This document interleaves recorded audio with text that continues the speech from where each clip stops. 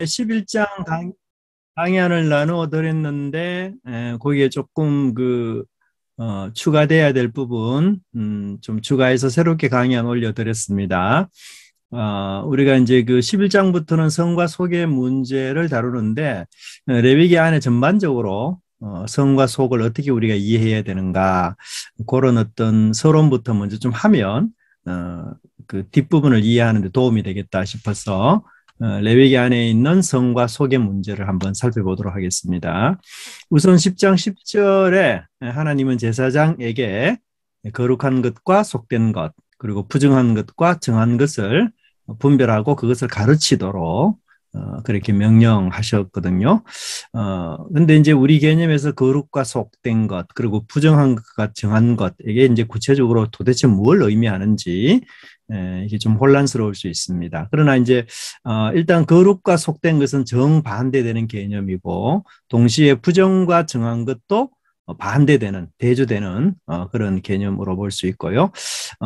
이제 요 10장 10절에 나오는 단어를 중심으로 11장부터 15장까지는 정한 짐승과 부정한 짐승 뿐만 아니라 사람을 부정하게 하는 질병들은 어떤 것이고 또 정한 상태에 이르러서는 또 어떤 제사를 드려야 되는지 이렇게 정하고 있거든요. 그래서 이 히브리인들의 일반적인 그 사고 속에서 생활 속에서는 항상 모든 것에 대해서 무엇이 정하고 무엇이 부정한지 이런 것들을 구분하고 또 이게 정하고 부정한 것이 늘상 그대로 있는 것이 아니라 항상 이렇게 움직이거든요. 예. 그래서 그 변화를 잘 이해해야만 삶 속에서 하나님 앞에 거룩하게 또 정결하게 살 수 있다. 그렇게 볼 수 있습니다. 자, 그래서 1번을 보시면 세상 모든 만물들은 이제 유대인들의 입장에서는 성과 속, 거룩한 것과 속된 것으로 딱 이분을 해요. 그래서 거룩은 무조건 하나님께 속한 겁니다. 속된 것은 사람에게 속한 건데 이 속된 것 안에 정결한 게 있고 부정한 게 있어요. 네, 그래서 그런 개념으로 그래서 이해하시면 좋습니다. 거룩은 무조건 하나님의 고유한 성품, 우리 인간에게는 존재하지 않는 성품입니다. 세상에 어떤 것도 그 자체로 거룩한 곳은 아무것도 없습니다. 예를 들면 이제 출애굽기 3장에서 하나님이 모세를 만나서 이제 하나님의 산이라고 불렸기 때문에 그 하나님이 그곳에 임재했기 때문에 하나님이 거룩한 땅이다. 이렇게 말씀하셨거든요. 그래서 그 산 자체가 거룩의 속성을 가지고 있는 것은 결코 아닙니다. 그리고는 이제 하나님이 그 임재를 떠나시면 다시 그 거룩성은 상실하게 되어 있어요. 그래서 그 하나님께 속한 영역, 또 하나님과 관련해서 하나님께 바쳐진 것들, 이런 것들이 다 거룩한 그런 것입니다. 그래서 거룩에 또 구분됐다 혹은 다르다, 분별되었다. 하나님께 바쳐진 것은 사람이 갖고 있는 물건은 똑같을 수 있지만 하나님께 바쳐진 것은 이제 구별되어서 거룩한 것으로 그렇게 인식해야 되고요. 1-2번에 보면 거룩의 또 다른 개념은 이제 완전하다, 온전하다 이런 뜻이 있습니다. 왜냐하면 하나님께 바치는 이 제물은 거룩한 제물인데요. 그 거룩한 제물을 표현하기를 흠이 없는 제물이다 이렇게 표현을 하고 있거든요. 그래서 흠이 없다라는 얘기는 그 제물이 완전하다, 온전하다 이렇게 볼 수 있고요. 신약에 넘어오면 이 흠 없다라는 이 개념을 구약에서는 주로 이제 제사와 관련되어서 사용했지만 신약에서는 이제 도덕과 또 우리 그리스도인들의 삶과 또 예수님의 일생을 흠없는 그런 것으로 많이 광범위하게 사용하고 있습니다. 자, 두 번째로는 거룩 이외의 영역은 모두 속의 영역에 속하면서 동시에 이 2-1번에 보시면 속은 정결과 부정 이렇게 또 나누어집니다. 네. 그래서 정결은 첫째 이제 순수하다, 순결한 상태다. 예를 들어서 순금이라고 할 때 순이라는 것은 정결을 뜻하거든요. 그래서 순수하게 금성분으로만 이루어진 것, 그게 바로 정결이다. 둘째는 이게 정상 상태다.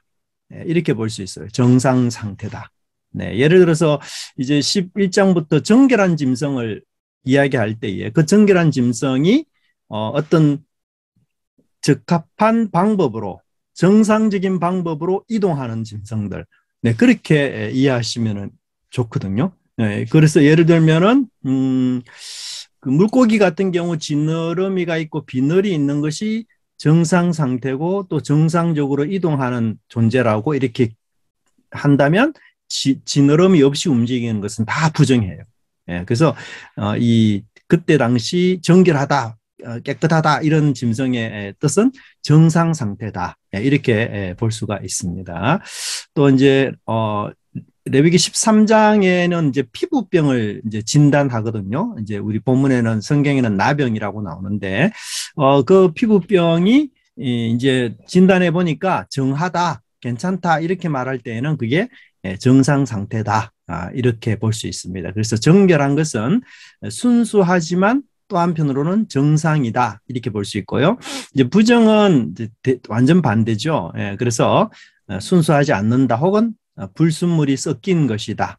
혹은 비정상 상태다. 이렇게 볼 수가 있습니다. 그래서 레위기 19장 19절 같은 경우는 가축을 다른 종류와 교미시키는 거나 아니면 밭에 두 종자를 섞어 뿌리든지 아니면 그 두 가지 재료로 직조한 옷 이런 것들은 전부 뭐냐 하면 부정한 것들이에요.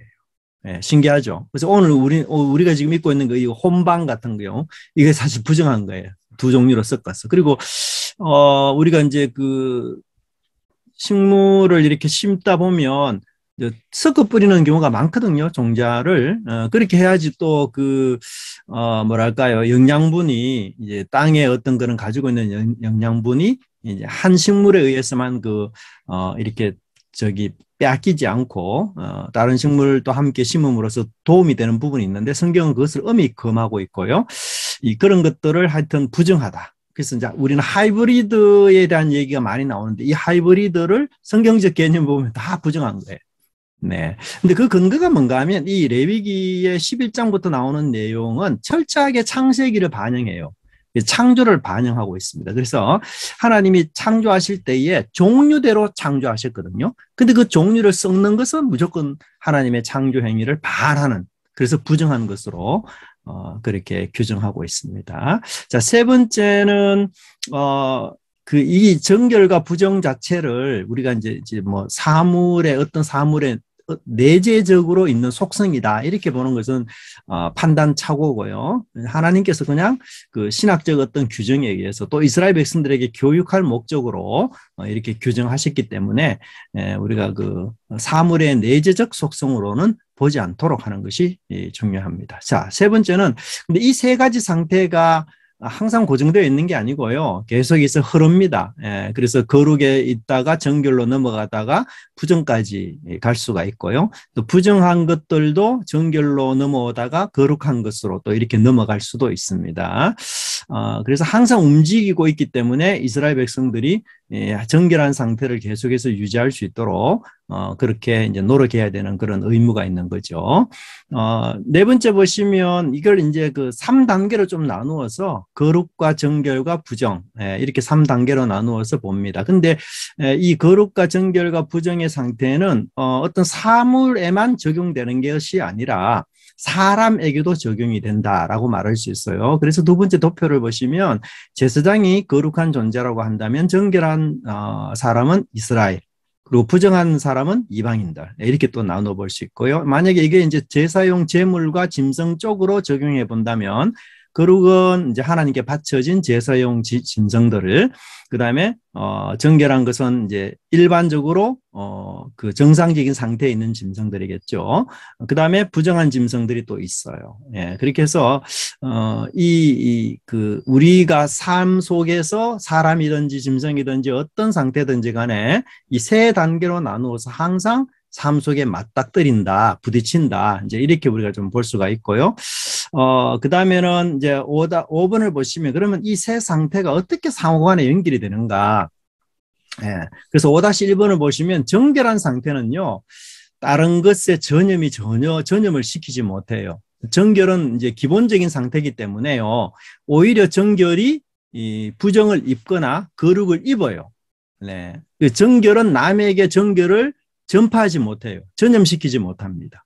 네. 오히려 정결은 부정하게 되거나 아니면 거룩하게 되거나 이렇게 돼요. 예, 그래서 예를 들면 이제 정상적인 사람이 시체를 만지게 되면 그 시체 때문에 이 정상적인 상태로 되는 게 아니고 오히려 그 부정을 입어서 부정한 사람이 돼요. 네, 그래서 정결은 전염성이 없습니다.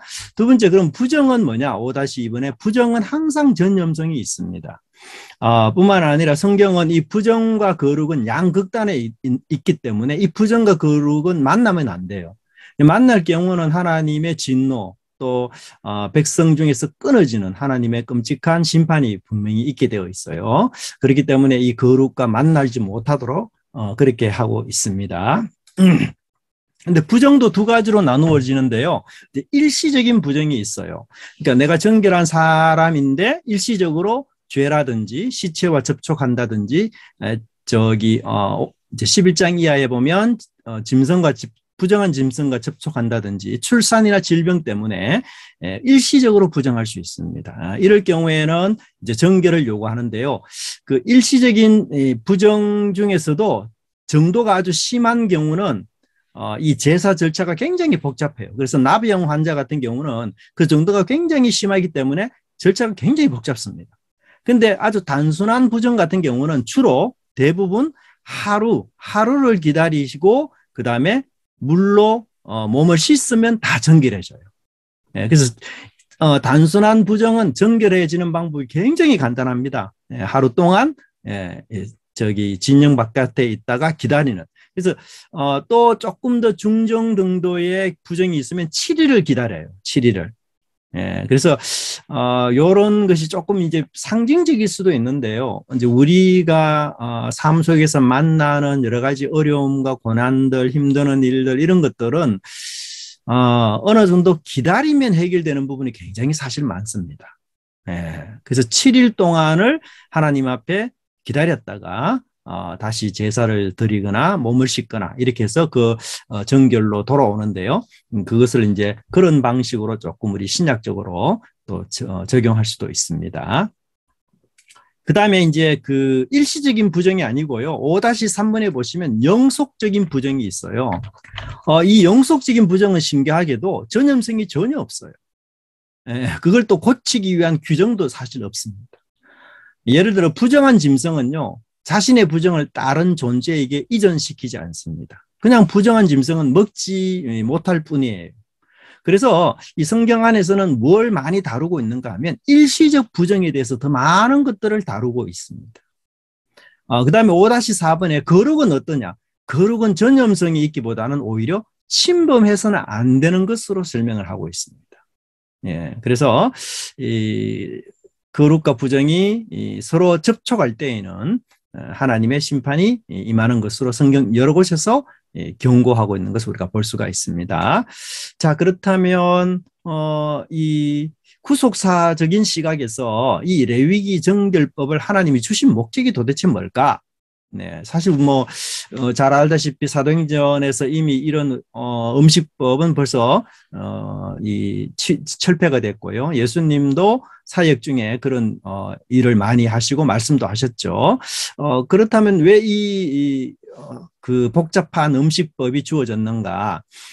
이제 구약을 계시의 초기 단계로 많이 보고요. 신약을 계시의 발전 단계로 많이 봐요. 이런 해석은 이제 칼빈이 그렇게도 제안하고요. 이제 많은 학자들이 그렇게 봅니다. 그래서 이 계시의 어린 백성에 대해서는 하나님이 뭔가 가르쳐 줄 때는 물질을 통해서 많이 가르쳐 준다는 거죠. 예를 들어서 우리 어린 아이들에게 이 영적인 진리를 가르칠 때에는 추상적인 얘기로는 아이들이 이해를 못 해요. 그렇죠? 그래서 물질이라든지 아니면 사물이라든지 아니면 어떤 구체화된 행동을 통해서 아이들에게 가르칩니다. 예를 들어서 하나님께 기도할 때 두 손 모으고 눈 감고 기도합니다. 그렇죠? 근데 두 손 모으고 눈 감아야 꼭 기도가 아니죠. 그죠? 그래서 내가 그것을 잘 이해할 때는 그런 것을 초월해서 할 수 있잖아요. 그런데 어린아이에게는 그렇게 가르치는 게 맞는 거죠. 그런 것처럼 하나님이 아직 계시의 어린 백성이기 때문에 영적인 진리를 하나님은 계속해서 뭐예요? 물질적으로 가르친다는 거죠. 그래서 여러분들이 그 구약에서는 고엘 제도라든지 이런 모든 것들을 다 사회적 제도라든지 경제적 제도라든지 물질을 통해서 가르치는 것이 굉장히 많아요. 예, 그래서 우리가 이 영적으로 이 뜻이 무엇인가를 알기 이전에 그 이스라엘의 사회 속에서 일어났던 그 경제적 혹은 사회적 제도로 주어지는 그런 고엘 제도라든지 이런 것들을 알면은 훨씬 더 우리가 실감 있게 다가오게 되어 있습니다. 그래서 이제 이 레위기 11장부터 나오는 이 정결법들은 결국 하나님의 백성이 어떻게 구별되고 정결한 삶을 살아야 될지에 대한 어떤 몽합 선생으로서의 역할을 했다. 그렇게 볼 수 있고요.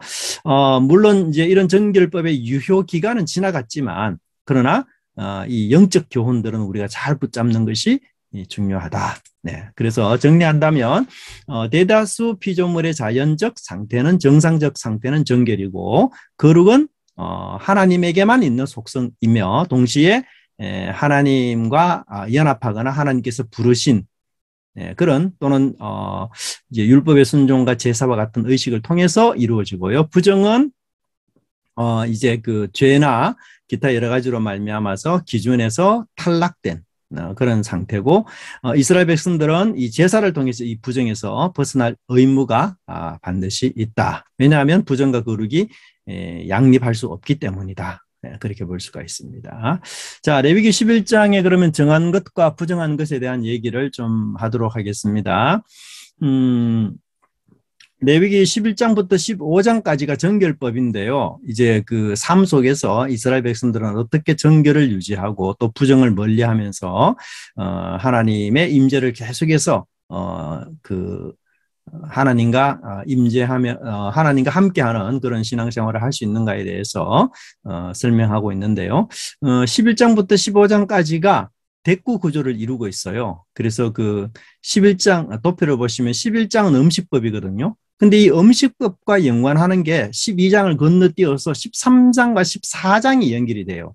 13장과 14장은 피부병이나 옷에 혹은 집에 있는 나병에 대한 얘기를 하고 있어요. 그래서 의식주와 관련된 것이 11장, 13장, 14장입니다. 그죠? 재미나게도. 그런데 이것과 반대로 15장과 12장은 12장은 출산, 15장은 그 생식기, 유출. 그렇게 해서 출산과 관련된 정결법이에요. 네, 그래서 이스라엘 백성들의 삶은 한마디로 그 아주 은밀한 어떤 그 성생활에서부터 시작해서 그 바깥으로 드러나는 의식주 생활까지 전반적인 모든 것에 걸쳐서 정결을 유지해야 하는 그런 패턴으로 지금 기록하고 있는 것을 볼 수가 있고요. 음식법이라든지 또는 피부 이런 것들은 외부에서 침입한 외적인 환경에 대한 얘기라고 한다면 출산이나 이제 생식기 유출 같은 경우는 내부적인 그런 문제거든요. 그래서 바깥과 안을 늘 살피면서 살아야 하는 그런 하나님의 요구를 우리가 좀 읽을 수가 있습니다. 자, 제가 처음에 이 레위기 11장은 명백히 창세기와 연결된다라고 말씀드렸는데요. 그 레위기 11장에 나오는 짐승들을 보면요, 땅, 물, 하늘의 어떤 순서로 기록되어 있어요. 네, 그래서 이 구조는 그 사실 창세기 1장의 창조 순서를 역행하는 구조입니다. 네, 그래서 땅, 물, 하늘이라는 구조 속에서 먹을 것과 정한 것과 부정한 것을 그렇게 설명을 하고요. 그 다음에는 이제 생활 반경 속에서 일어나는 것들, 그것을 또 다시 말씀해주고 있습니다. 자, 그러면은 11장의 본문은 이제 크게 세 부분으로서 첫째는 정하고 부정한 짐승들에 대한 얘기, 그것도 이제 짐승과 물고기와 새 이렇게 또 곤충 이렇게 기록하고 있고요. 그 다음에 이제 두 번째는 이제 부정한 짐승의 죽음에 접촉했을 때 어떻게 조치를 취해야 되느냐. 그리고 마지막 세 번째는 이제 기어다니는 짐승. 이 기어다니는 짐승은 사실 창세기에 나오는 뱀을 많이 연결시켜서 암시합니다. 뱀이 이제 기어다니는 그 짐승인데요. 그렇게 함으로써 이 기어다니는 짐승에 대한 추가적인 음식법을 지금 말씀해주고 있다. 그렇게 볼 수 있고요. 자, 그러면은 이 음식법과 관련된 유대 학자들과 기독교 학자들의 의견을 보면 유대학자들이 이제 이걸 윤리적으로 많이 해석을 해요. 근데 이게 사실 우리가 이 윤리적으로 해석하기가 좀 어려운 부분들이 많이 있습니다. 예를 들어서 하나님께서 먹지 말라고 한 그 식물들은 짐승들은 먹으면은 우리 본능을 막 이렇게 자극하고 그리고 이제 이 도덕을 어기도록 만드는 그런 음식들이고 먹으라 하는 음식은 그렇지 않다. 이제 이렇게 윤리 도덕적으로 해석하는데 그런 것도 사실 정확한 기준이 되지 않고요. 또 신비적으로 해석을 하는 경우도 많이 있습니다. 네, 그래서 뭐 우리 이 하나님이 먹으라는 이 음식은 우리 영혼에 아주 좋은 영향력을 미칠 것이다. 예, 그렇게 또 해석을 하고요. 이제 상징적인 해석도 뭐 있습니다. 예, 근데 이제 상징적 해석과 조금 유사하게 우리가 좀 요거는 제가 내중에 좀 설명을 드리겠습니다. 상징적 해석은 아마도 지금 우리가 하고 있는 해석들 중에서 가장 좀 뭐랄까요? 합리적인 이런 해석을 갖고 있긴 합니다. 그다음에 기독교인들 같은 경우는 이제 이게 인위적이다. 아무도 알 수 없다. 이 구분은 하나님만 아는 거고 그래서 하나님은 그냥 임의로 한 거다. 이렇게 또 해석을 해요. 그래서 원칙도 기준도 없다. 그다음에 두 번째는 이제 제사적인 해석이다. 예를 들어서 하나님이 먹지 말라고 금하신 그 짐승들은 주로 이방 우상에 사용되었던 그런 것들이다. 근데 그렇지 않습니다. 그래서 그것도 우리가 확답을 할 수 없고요. 그다음에 또 위생학적인 얘기도 많이 해요. 하나님이 먹지 말라고 한 것은 우리 건강에 좋지 않아서 그런 것이다. 뭐 대표적으로 예전에 무슨 누구 박사입니까? 그 좀 이단 쪽에 있었던 그분이 TV에 나와서 이런 얘기를 많이 했는데 전혀 그렇지 않고요. 왜냐하면 이제 뭐 정결하다고 말씀되는 짐승 중에서 소의 기생충 같은 경우도 돼지의 기생충만큼이나 위험하거든요. 네, 그리고는 그래서 문제가 있고 또 이게 만약에 위생학적으로 문제가 있고 좀 안 좋다고 한다면 하나님이 창조하실 때에 모든 창조가 좋았다 이렇게 평가하는 것은 또 이건 좀 의문이 되는 거죠. 그리고 이제 사실 부정한 짐승들만 우리 건강에 위협을 주는 건 아니고요. 실제로 뭐 그 독을 가진 식물도 많이 있는데 그런 부분에 대해서는 또 언급이 전혀 없거든요. 근데 가장 그 핵심적인 것은 사도행전 10장에서 이걸 다 폐지시켰잖아요, 신약에서. 그래서 이제 이런 위생학적 관점도 아니다. 그렇게 볼 수 있는데요. 이제 상징적 개념을 아까 제가 말씀을 드렸는데 이게 이제 우리가 최근에 많이 학자들이 따르고 이렇게 그걸 수용하는 그런 해석 중 하나인데요. 왜 그런가 하면 제가 이제 우리 상징적 해석이라는 것은 뭔가 하면 하나님께서 먹는 짐승과 먹지 못하는 짐승들을 이야기하면서 정상이 무엇인가를 가르쳐 주기를 원한다는 거죠. 네, 그래서 어떤 한 기준을 정해놓고 이런 기준에 따라 살아가는 것은 무조건 정상이고 그 기준에서 벗어나는 것은 비정상이다. 예를 들면은 새 같은 경우는 곤충 같은 경우는 날개가 있어 날아야 되는데 날개가 있는데도 날지 못하면 무조건 이거는 비정상이에요. 그리고 지느러미 같은 경우도 그렇고요. 그다음에 굽이 있고 대생유지하는 것도 하나의 정상적 기준으로 정해놓고 그 기준에 미달하는 것은 무조건 부정하다 이렇게 본다는 거죠. 그래서 이 정상이 무엇인가를 하나님이 계속 가르쳐 주면서 동시에 우리도 이 땅에 살아갈 때 이스라엘 백성들이 정상적인 사람이 되어야 되는데 그 정상적인 사람이라는 것은 뭐냐면 하나님이 주신 율법에 순종하고 하나님이 내려주신 그 규정에 맞게 살아가는 사람이다. 이게 지금 정상이다. 그걸 지금 말씀하시고 그다음에 이제 그 창조물 중에서 자기 영역을 지키는 창조물들은 정상이에요. 근데 자기 영역을 지키지 않고 예를 들어서 육지에도 나올 수 있고 그다음에 물에도 갈 수 있고 이런 거는 이제 다 비정상이에요. 그래서 그 영역과 연관해서 또 가르치는 것도 있고요.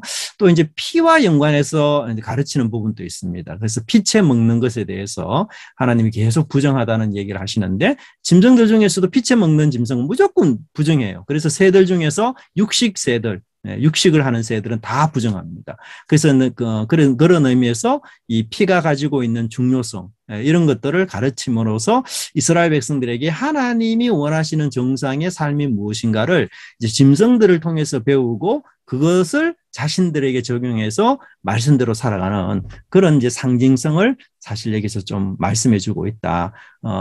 이것은 곧 이제 창조하고도 긴밀히 연결이 되는 그런 부분이어서 그 사실 이제 우리가 앞에서 보았던 여러 해석들이 맞는 게 없어요, 사실은. 그런데 이 상징적인 해석이 사실은 굉장히 많은 것들을 포괄하는 나온 해석 중에서는 그나마 많은 것을 포괄하면서 동시에 뭐랄까요, 그 반대적인 견해가 많지 않는 그런 부분으로 이렇게 좀 볼 수가 있습니다.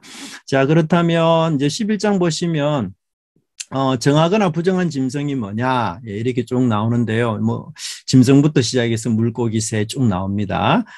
그런데 그 도표 바로 아래 재밌는 것은 이 의도적으로 이 레위기 11장에서는 사의 배수를 많이 사용해요. 예, 그래서 일단은 네 종류의 경계선에 있는 동물들을 소개하고요. 그 다음에 그 조류도 20종류를 딱 설명해요. 20종류. 그 다음에 곤충도 4종류. 허용된 것, 그 다음에 기는 것도 8종류. 예, 그래서 이 의도적으로 사회 배수를 저자가 지금 많이 쓰고 있는 것을 볼 수 있어요. 자, 두 번째로 이렇게 이제 먹을 수 있는 것과 먹지 못하는 것을 나눈 이후에 이제 부정한 짐승의 죽음과 시체와 접촉했을 경우는 어떻게 해야 되느냐? 이제 그것을 또 길게 24절부터 40절까지 다루고 있습니다. 그래서 부정한 짐승을 만났을 때에는 접촉했을 때에는 어떤 방식으로 해야만 정결해지는지 그렇게 쭉 묘사되어 있어요. 그러나 이제 정한 짐승을 경우에는 굉장히 간단하게 그 부정을 처리합니다. 그래서 시체는 무조건 부정해요. 그렇기 때문에 부정한 짐승의 시체를 만졌을 경우와 정한 짐승의 시체를 만졌을 경우 무조건 부정해지는데 부정해지는 그거는 아주 그 짧게 그렇게 가볍게 그렇게 볼 수가 있는 거죠. 그래서 이 부정의 등급을 여기서 우리가 볼 수가 있습니다. 자, 그러면은 이 내가 만약에 부정해졌다, 시체를 만져서 우연하게, 그러면 어떻게 처리해야 되느냐? 그 처리 방법이 첫째는 원상 회복이 가능한가 불가능한가에 기준이 달려 있습니다. 그래서 이제 예를 들면은 옷이 그럴 경우는요, 그 사람이 죽음에 당한 경우 저녁까지 부정하고 옷을 빨게 하고요.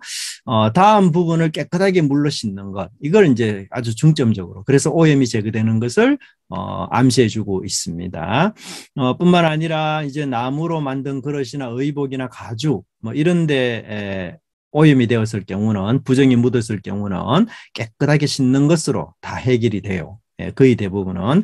그러나 이제 질그릇 같은 경우 아니면 화덕이나 화로 같은 경우는요, 이게 부정해지는 것이 물론은 불가능하기 때문에 무조건 깨뜨려야 됩니다. 그래서 아마도 이제 왜 그런가 하면 흙은 이제 이 부정을 흡수하는 기능이 아마도 있다고 생각한 것 같아요. 그래서 그 부정을 이미 흡수했기 때문에 물로 씻어도 이게 안 깨끗해진다. 그래서 무조건 깨뜨리도록. 그렇게 설명을 하고 있습니다. 자, 그 다음에 두 번째는 피와 연관된 기준입니다. 그래서 피를 제거하지 않는 상태에서 죽은 것이기 때문에 그것도 역시 먹을 수 없다. 그래서 부정하게 되는 것을 이야기하고요. 세 번째는 이제 그 이유를 레위기 11장 41절부터 47절에 적고 있어요. 그러면 하나님께서 왜 이렇게 규정을 정하셨는가? 첫 번째 이유는 하나님이 거룩하기 때문에 이스라엘 백성들도 거룩해야 된다. 이게 거룩이라는 말이 한편으로는 구별을 이야기하고 독특성을 이야기하거든요. 그래서 하나님은 이 세상에 모든 신들이 있지만 그 신들과는 전혀 다른 구별된 분이시고 독특한 분이잖아요. 그러니까 그 하나님을 섬기는 백성들도 우상을 섬기는 사람들과 달리 구별되어야 되고 독특해야 된다는 거죠. 그래서 하나님이 그런 구별을 우리에게 요구하시는 것을 우리가 볼 수가 있고요. 특별히 여기에 나오는 단어들, 예를 들어서 11장 44절에 나는 여호와 너희 하나님이다 라는 표현과 그리고 나는 너희들은 스스로 거룩하게 하라 라는 이런 표현, 이 표현이 다 어디에서 원래 나왔는가 하면요, 출애굽기 6장과 출애굽기 19장에서 나왔어요. 그러면 이 출애굽기 6장과 출애굽기 19장이 뭘 뜻하는가 하면 하나님과의 언약을 맺을 당시에 이 표현들이 나오거든요. 그래서 하나님의 언약 백성으로서 너희들이 이렇게 사는 것은 당연하다라는 것을 강조해주고 있습니다. 둘째는 이제 이방 민족과 구분하는 표시로 그렇게 말하는데요. 그 이유를 11장 45절에서 너희를 애굽 땅에서 인도하여 낸 여호와다 그렇게 설명하고 있어요. 예, 그래서 구원받은 백성으로서 다른 백성들과 구별하는 그런 것을 설명하고 있습니다. 근데 이제 신약 성경 그 사도행전 10장을 보시면 28절에 하나님께서 내게 지시하사 아무도 속되다 하거나 깨끗하지 않다 하지 말라 그렇게 말씀하시는데 레위기 11장 음식법에서 부정한 짐승은 이방인들을 뜻하고요. 정한 짐승들은 이스라엘 백성을 뜻해요. 그렇게 해서 이게 이제 이런 암시가 있는데 더 이상 이런 것을 가지고 기준 삼지 말라 그렇게 이야기하셨죠. 그래서 이제 사도행전에 보시면 여러분들이 성령이 임하는 사건이 나오잖아요. 성령이 임하는 사건. 그래서 학자들이 이 성령이 임하는 사건을 왜 하나님이 성령을 주셨는가, 성령을 그렇게 주시는 목적이 과연 뭔가, 그걸 많이 이제 연구를 했는데 결론이 뭔가 하면 사도행전에서 나오는 성령을 주시는 사건은요, 민족들마다 성령이 임해요. 그러니까 유대인들에게 성령이 임하고 사마리아인들에게 성령이 임하고 이방인들에게 성령이 임하는 그런 케이스만 기록하고 있어요. 예, 그렇게 해서 유대인들도 사마리아 사람도 이방인들도 다 하나님의 백성이 된다. 라는 것을 알려주기 위해서 성령을 주시거든요. 예, 그래서 그 내용과 여기 이제 그 사도행전 10장의 내용을 연결해 보면 이제 하나님께서 더 이상 이 율법을 통해서 혹은 성전을 통해서 할례를 통해서 유대인과 이방인을 구별하는데 그런 모든 구별을 다 폐지하시고 이제 예수 그리스도를 믿고 의를 행하는 사람들은 다 하나님의 백성으로 받아주신다는 그런 것이죠. 그래서 그것을 이제 성령을 통해서 이미 하셨고 동시에 음식법을 통해서 이 폐지하시는 일을 통해서 그렇게 하셨다라고 볼 수 있어요. 하지만 이 음식법과 연결되어서 베드로는 거룩하다라는 말은 여전히 유효하다라고 그렇게 설명하면서 베드로전서 1장 16절 이 내용이 사실은 레위기 11장 44절 내용이거든요. 이걸 그대로 인용하는 그런 본문을 우리가 볼 수가 있습니다. 자, 12장에서는 이제 출산에 대한 규정이 나옵니다. 11장의 출산 규정도 사실은 창세기를 내다보게 만드는 그런 요건들입니다. 그래서 쭉 넘어가서 그 레위기 이제 12장에서 두 가지 논점 이걸 한번 보시면요. 첫째는 하나님께서 그 산혈을 부정하게 취급한다고 나오는데요. 요거는 이제 산혈이 부정한 것이 아니고 이 출산이 아니라 출산으로 인한 산혈이 부정해요. 예, 왜냐하면 원래 피라는 것은 어떤 의미에서는 생명이잖아요. 근데 그 생명이 진정한 그 역할을 감당하지 못하고 우리 몸에서 그대로 배출될 때는 그것이 무조건 부정하게 돼요. 네, 그래서 주로 이제 그 사람의 몸에서 흘러나오는 피들은 다 부정한 것으로 그렇게 이야기하고 있습니다. 그것은 피가 원래 해야 되는 기능을 하지 못하기 때문에 그렇게 되는 거고요. 두 번째는 이제 이 부정한 상태가 지속되는 기간이 남자아이를 출산했을 때와 여자아이를 출산했을 때의 그 기준이 달라요. 그죠? 그래서 정확하게 배수가 나옵니다. 배수.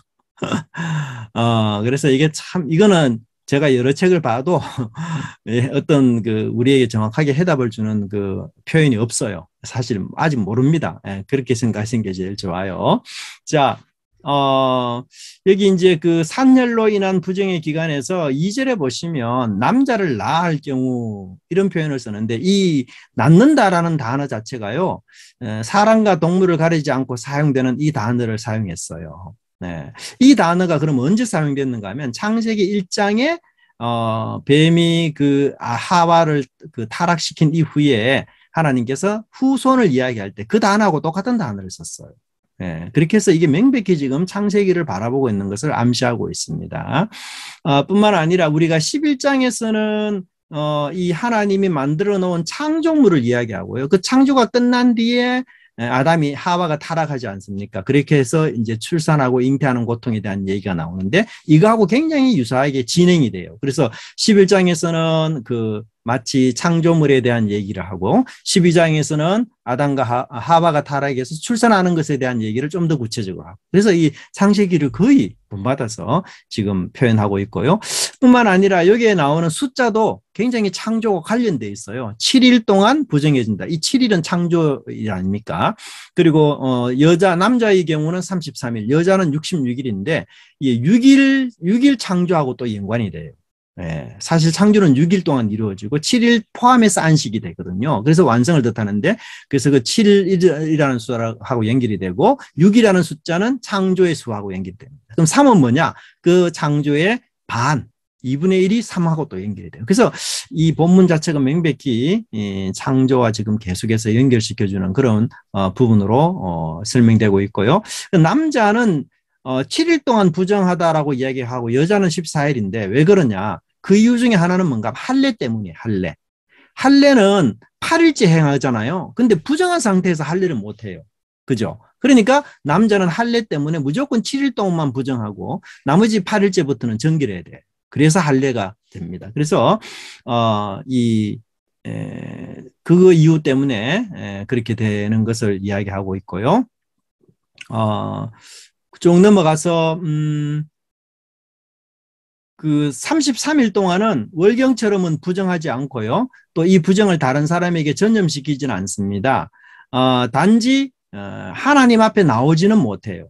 예, 그 일상생활 속에서 얼마든지 다른 사람하고 접촉하고 만날 수는 있지만 하나님 앞에는 못 나오는 그런 상태가 바로 33일 동안의 상태예요. 그래서 4절에 성물과 성소에는 금한다, 접근을 금지한다 그렇게 이야기합니다. 그 다음에 여자의 출산으로 인한 부정의 기간이 좀 더 깁니다. 그래서 왜 그러냐 여러 추측들을 제가 한 3가지 정도, 뭐 5가지가 더 있는데요. 예를 들면 뭐 남자의 배아는 40일째 완성되고 여자는 80일째 완성. 뭐 이것도 저 근거 없는 얘기고요. 여자를 출산할 경우는 산모의 하혈이 더 길었다. 이것도 그렇게 과학적이지 못합니다. 고대 이스라엘에서는 여성이 남성보다 사회 정치적으로 지위가 낮았기 때문에 이것도 마땅치 않아요. 물론 이제 그 근거는 뭐 레위기 27장에서 나오는 속전이 이제 남자의 한 절반 정도이기 때문에 그렇다 이렇게 보는데 사실은 이것을 반박할 수 있는 그 근거가 또 뭐가 있는가 하면요. 남자아이를 출산하든 여자아이를 출산하든 하나님께 바치는 제물은 감사의 제물은 똑같아요. 예. 그렇기 때문에 성적인 차별이 여기에 있는 것은 아니다. 이렇게 봐야 되고요. 그래서 하여튼 굉장히 어렵습니다. 일단은 왜 이렇게 하시는지 하나님께서. 근데, 우리가 여자아이를 출산해서 부정한 기간이 길기 때문에 이걸 좀 이제 안 좋은 부정적인 이미지로 많이 보는데요. 오히려 정반대로도 볼 수 있는 게 뭔가 하면, 여자아이를 낳고 난 뒤에 뭐예요? 길수록 산모와 아이의 유대 관계가 더 강화가 돼요. 오히려. 네. 그리고 뿐만 아니라 80일 동안 쉴 수 있기 때문에 이 일도 쉬면서 동시에 외부의 접근도 막음으로써 이 딸아이를 출산한 산모의 경우에 더 많은 쉼 그리고 더 많은 보호를 얻게 됩니다. 오히려. 예, 그래서 우리 좀 전에 이양미 성도님께서 코로나에 걸렸지만 막 너무 잘 대접받고 있어. 감사하다. 그렇게 말했던 것처럼 딸아이를 낳았는데 오히려 80일 동안 그죠? 자유롭게 그냥 간섭받지 않고 그 아이와만 이렇게 유대관계를 유지할 수 있는 부분이 있어서 이걸 너무 부정적으로만 그렇게 볼 것은 아니다. 그렇게도 또 보고 있는 측면이 있습니다. 자, 그 다음에 이제 정결 제물은 차이가 없어요. 그렇게 해서 이 성경에서 이 날짜의 길이가 성차별을 의도한 것은 아니다. 그렇게 보고요. 이때 드려지는 하나님께 대한 그 번제, 속죄는 예물로, 감사로 그렇게 드려지는 거고요. 속죄제도 죄로 인한 것이 아니고 정결을 위한 제사입니다. 그래서 그런 측면에서 뭐 용서받는다 이런 단어가 없어요. 그래서 하나님께 감사하고 정결해지는 그런 단어를 여기서 표현되고 있습니다.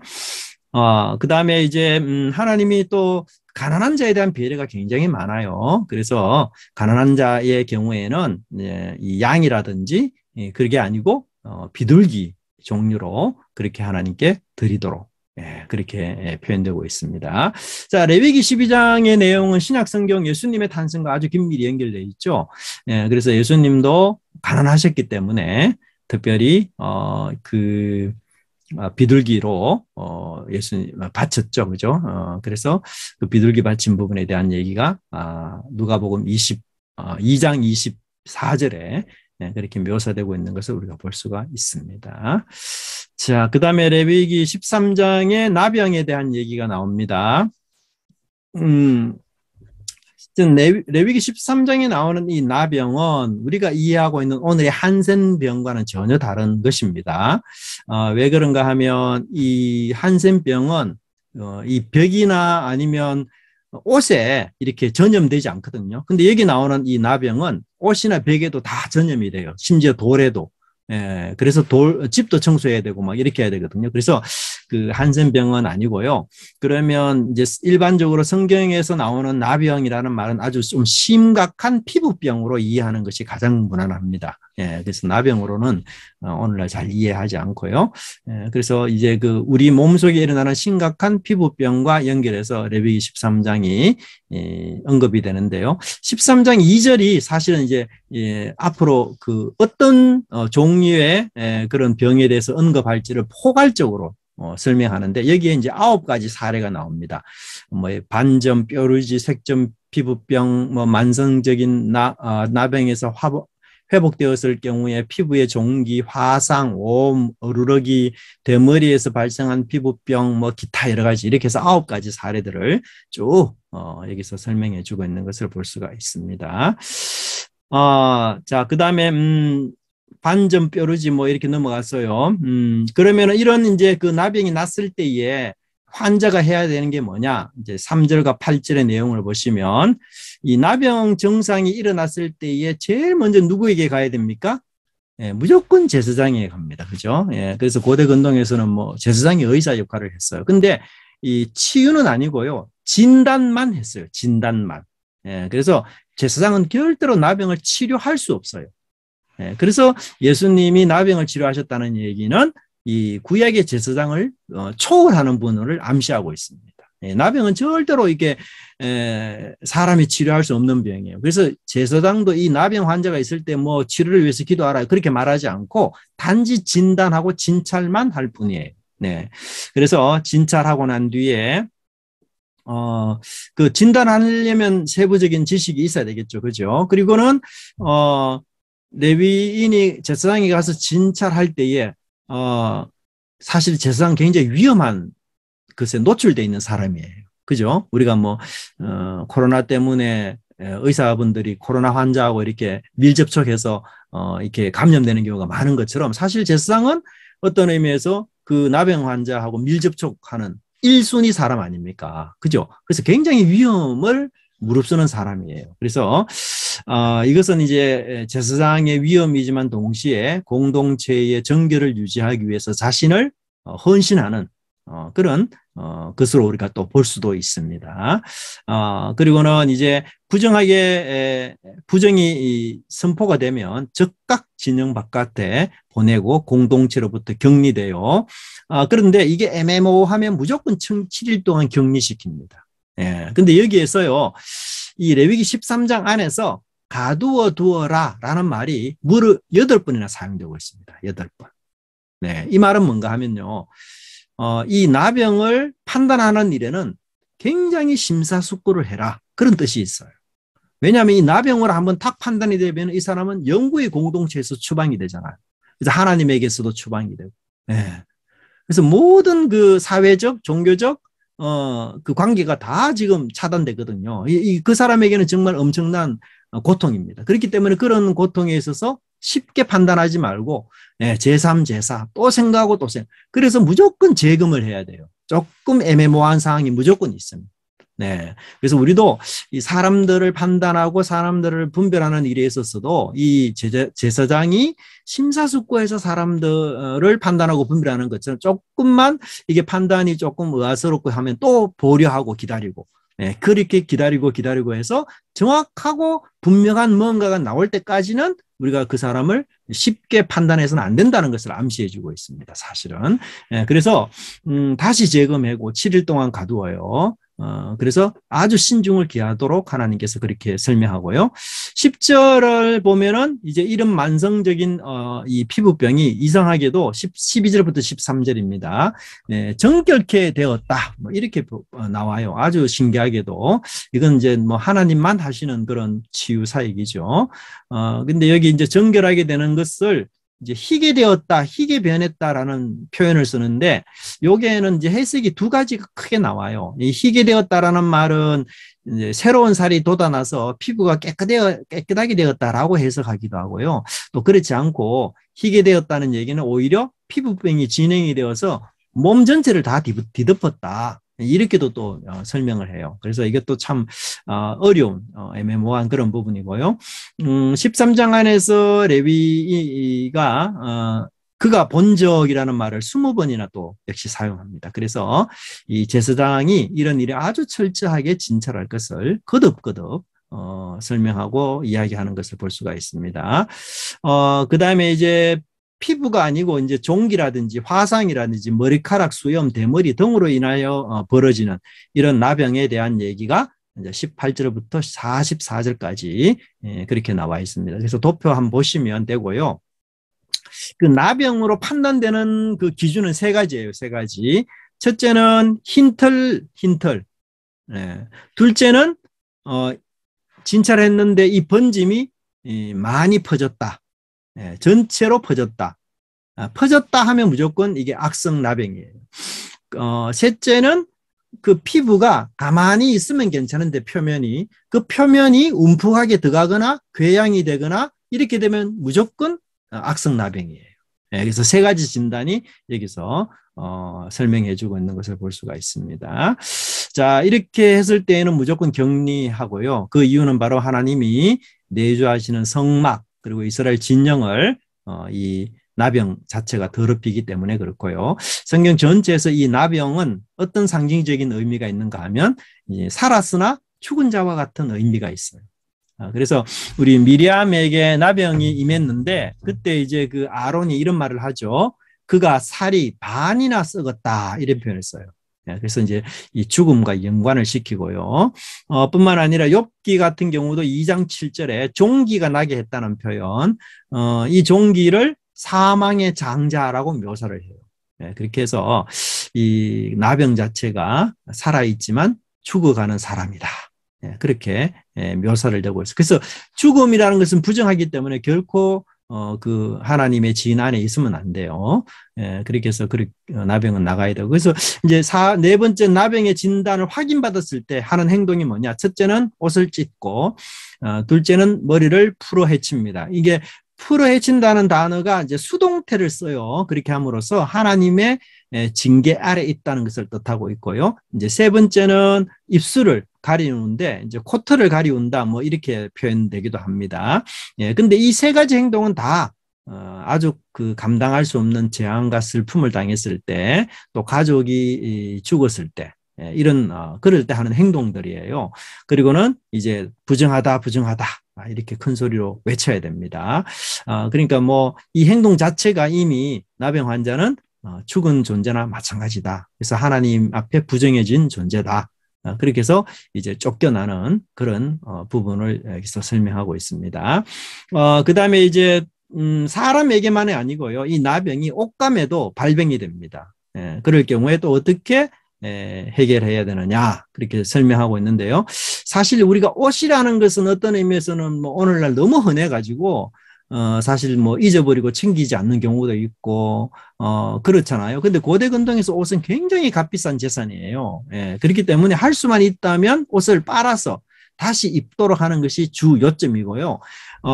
그럼에도 불구하고 7일 동안 다시 기다렸다가 재검했는데도 이제 악성이 나왔다. 그러면은 이 불태워야 됩니다. 그래서 웬만하면은 이 옷을 불태우지 않고 빨아서 다시 입도록 하는 그런 것을 암시하고 있습니다. 자, 13장 같은 경우는 결국 우리가 이제 위생을 굉장히 좀 많이 생각해야 될 부분이 있어요. 여기 피부병, 악성 곰팡이, 그다음에 옷에 있는 이런 여러 가지 이 곰팡이 유들은 사실 이제 위생적으로 이렇게 청결하게 유지하지 못하기 때문에 이런 일들이 사실 생기거든요. 그래서 거룩한 삶이란 보이지 않는 그 영적인 그리고 도덕적인 생활뿐 아니라 실생활에서도 나태하지 않고 청결하고도 깨끗하게 유지하려는 그런 삶의 자세와 연결을 해서 우리가 볼 수가 있습니다. 자, 14장 마지막에는 이제 나병 환자에 대한 규정이 나옵니다. 앞에서 우리가 나병 환자일 경우에는 이제 머리털을 풀어 헤치고 그다음에 윗입술을 가리우고 옷을 찢고 부정하다 이렇게 말하도록 그렇게 해서 공동체에서 추방이 되죠. 근데 정말 놀랍게도 어떤 경우에는 이 나병이 낫는 경우가 있어요. 예, 그래서 이 나았을 경우에는 다시 이제 공동체로 회복해야 되는데 이 공동체 회복하는 이 진행이 굉장히 복잡해요. 예, 그래서 이거는 아주 그 심각한 부정이기 때문에 이 심각한 부정에 처한 사람이 다시 정결을 회복하는 데는 굉장히 복잡하고 그다음에 그 많은 과정을 거치도록 그렇게 하나님이 하신 것을 볼 수가 있습니다. 자, 나병 환자의 첫 번째 정결 규례는 보통 세 가지로 행합니다. 세 가지. 첫 번째는 첫날 행하는 의식이 있고요. 그 다음에 7일째 행하는 의식이 있고요. 그 다음에 제8일째 행하는 의식. 이 세 가지가 주된 초점입니다. 그래서 첫날 의식은 이제 새 2마리를 가지고 진영 밖에서, 진영 안에 들어오면 안 돼요. 왜냐하면 이 사람이 나병이 나았다고 말하지만 그 판단은 제사장이 하기 때문에 제사장이 진영 바깥에서 이 사람을 만나서 진짜 나병이 나았는지를 확인을 하고 그 다음에 정하다라고 말해야만 이 사람이 정해집니다. 그래서 첫날째 의식으로는 이제 나가서 이 사람을 다 진단하고 이제 맞으면 이제 데리고 진 안으로 들어옵니다. 그러나 이 사람이 정결해진 것은 아니기 때문에 그 집에는 자기 집에는 못 가고요. 성소에도 못 가요. 그래서 그 진 안에서만 그냥 7일을 머물면서 있다가 7일째 모든 털을 다 깎습니다. 예. 이제 몸도 다시 이제 옷도 빨고요. 털도 깎고요.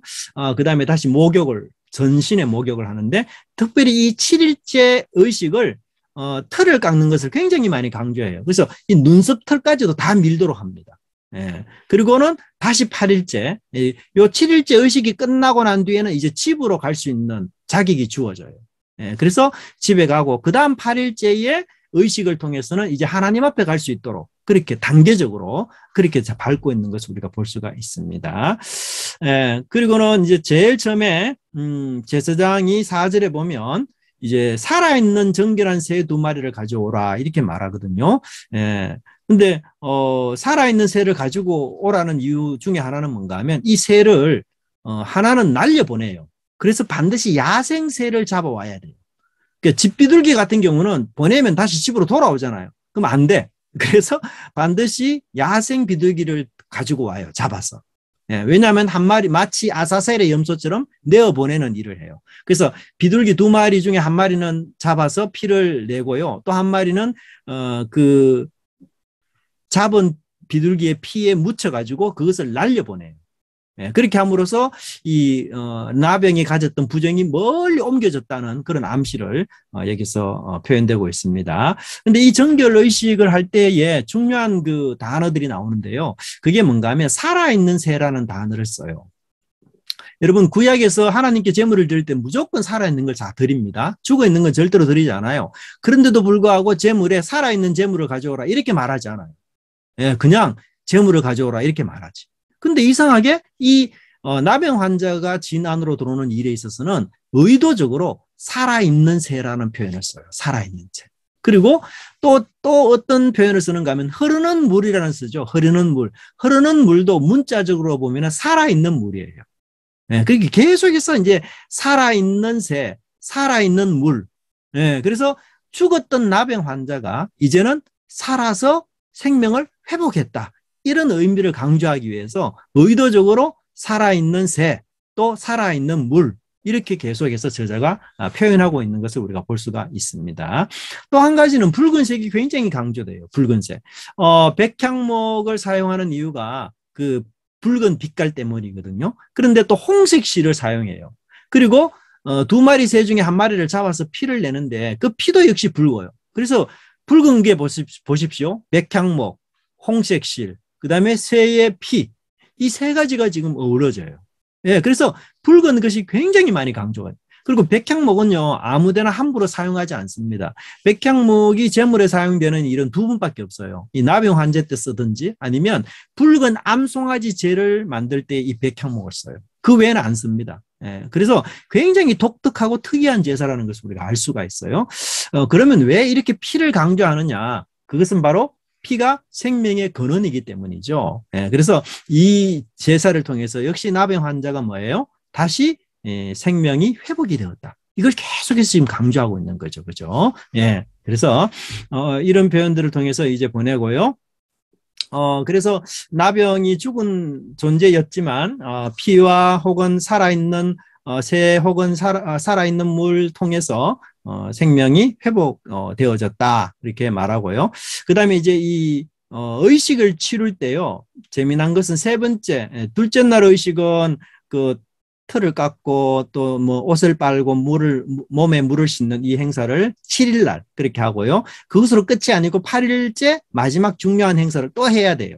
네. 그런데 재미나게도 7일째 행사하고 8일째 또 제사를 드리는 유일하고도 독특한 제사는 제사장 위임식 때 이 일을 해요.